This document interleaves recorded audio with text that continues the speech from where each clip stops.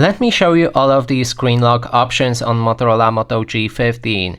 So first of all, we need to open our settings. We can then scroll down to the security and privacy, open it, and then go for device unlock.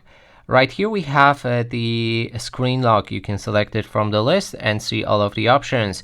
So first one is none, which will set none of the screen lock on your device. There's also swipe. It doesn't offer any security. All you have to do is swipe up to unlock it.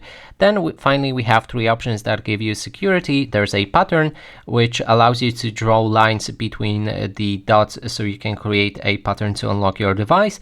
There's a pin, which allows you to enter 4-digit pin to your device on using a numbers. And finally password, which allows you to enter I think up to 16 digits of the password to your device, and you can use any symbols or numbers in that password. And that is basically everything.